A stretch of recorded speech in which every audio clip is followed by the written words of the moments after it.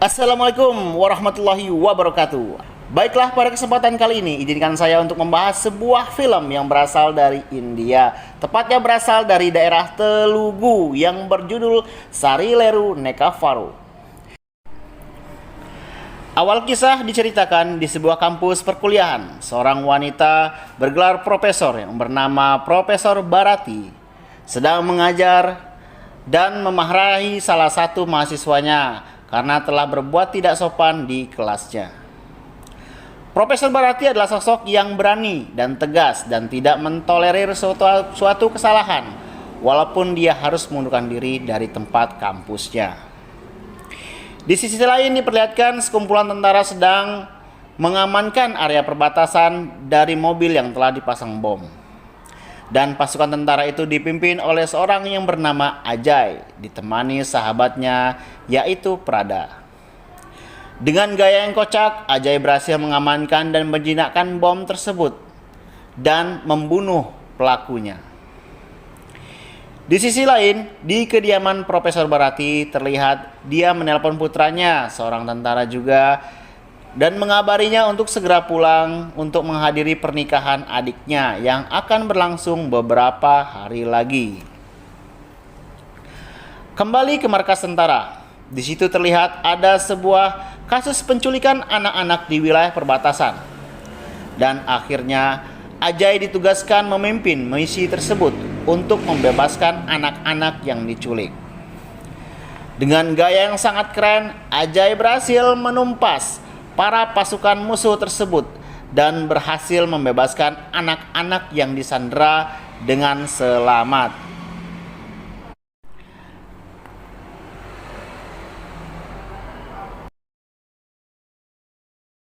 Pada saat terjadi penyelamatan tersebut, ada salah satu tentara yang terluka yang bernama Ajay. Ajay adalah anak dari Profesor Ibu Bharati yang berada di awal film tadi. Di sisi lain, di sebuah daerah terdapat sebuah menteri yang terkenal kejam dan sadis yang semena-mena meneror warganya. Dia adalah Menteri Narendra. Di sisi lain, pada saat kepergian Ajay dan kawannya Prada di stasiun kereta api, dia bertemu dengan sesosok gadis. Sebut saja namanya Puja. Puja adalah seorang gadis baik yang saat itu akan lari dari perjodohan yang dilakukan oleh ayahnya.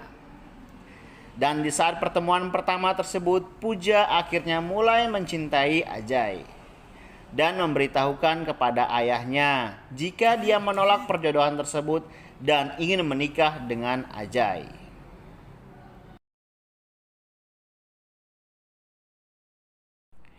Di sisi lain, sampailah Ajay dan Prada di kediaman Profesor Bharati. Tetapi sampai di sana keanehan terjadi. Dikarenakan rumah Profesor Bharati sudah porak-poranda. Akhirnya Ajay dan Prada kebingungan karena keluarga Bharati tidak ada di tempatnya. Akhirnya mereka bertanya ke sana kemari dan menuju ke polsek terdekat untuk melaporkan keluarga Bharati yang telah hilang. Tapi sampai di sana Ajay dan Prada malah dicuekin oleh oknum polisi Bahlul setempat.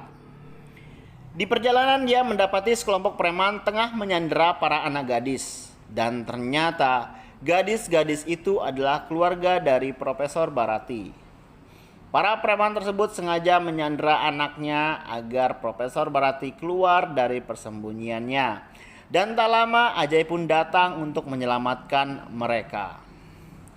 Dengan pertarungan khas India, akhirnya Ajay mampu mengalahkan mereka satu persatu dengan mudahnya. Bahkan pimpinan preman tersebut diam ketakutan dan tidak berkutik sama sekali.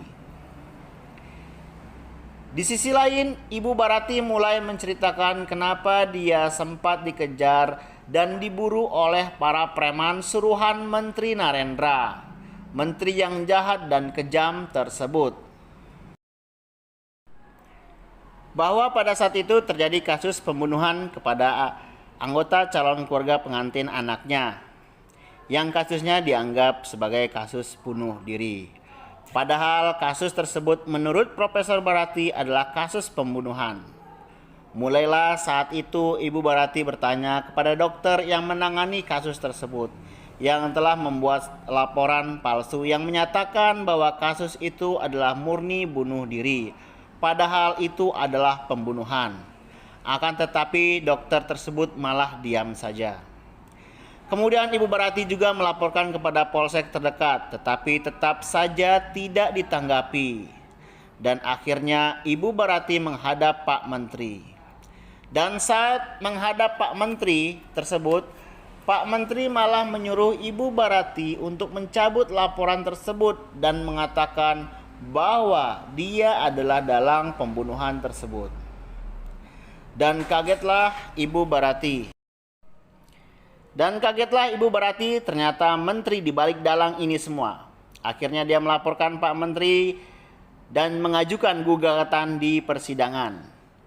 Dan di persidangan malah keluarga Barati dihancurkan oleh menteri tersebut. Dan sejak saat itulah dia dan keluarganya diburu untuk dibunuh karena sudah melawan menteri yang kejam tersebut. Mulai saat itu Ajay bermaksud membantu Ibu Barati untuk menemukan keadilan. Mulailah dia mendatangi satu persatu, mulai dari polisi, pengacara, bahkan rektor yang memecat Ibu Barati mulai mendukungnya. Terakhir barulah mereka menuju ke tempat kediaman Pak Menteri Narendra. Di sana Ajay mulai menghajar semua anak buah dari Pak Menteri tersebut dan berjanji akan mengungkap kebenarannya dan menjadikan Pak Menteri menjadi warga yang baik.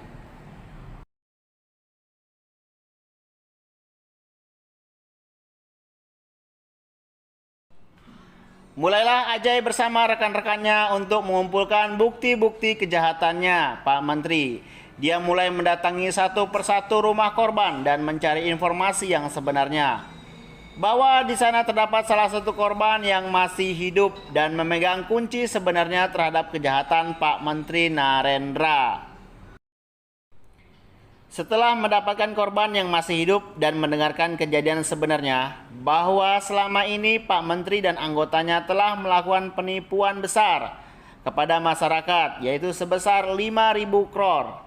Karena selama ini di mana uang tersebut disalurkan ke masyarakat ternyata tidak. Uang tersebut mengalir ke rekening menteri dan anggotanya dengan cara membuat ribuan akun palsu dan pemerintah pusat tidak mengetahuinya.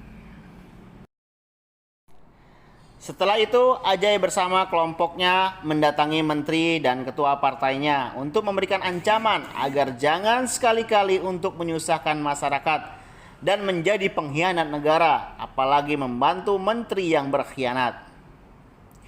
Di sisi lain akhirnya anaknya Bu Barati menikah, dan saat perayaan tersebut mendadak Ajay mendapat telepon dari komandannya bahwa anaknya Ibu Barati telah meninggal dunia. Lalu dengan berlapang dada Ibu Barati menerimanya dengan ikhlas karena pengorbanan anaknya untuk mengabdi kepada negara. Di sisi lain Pak Menteri menantikan kelanjutan kisahnya, tapi setelah ditunggu Ajay tidak juga melaporkannya dan malah pergi meninggalkan daerah tersebut. Mendengar Ajay dan rekannya akan pergi, maka Menteri dan juga Puja itu mengejar ke stasiun. Dan akhirnya Ajay menikah dengan gadis pujaannya dan Pak Menteri akhirnya dikirim ke pelatihan militer. Selama 3 bulan kemudian Pak Menteri yang jahat berubah menjadi menteri yang baik dan dia menjadi penolong masyarakatnya. Habis.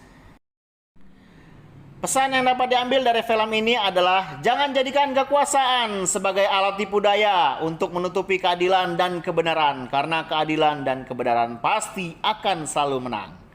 Baiklah, sekian alur cerita kali ini. Jangan lupa untuk klik tombol subscribe agar dapat info untuk video-video selanjutnya. Wassalamualaikum warahmatullahi wabarakatuh. Bye-bye.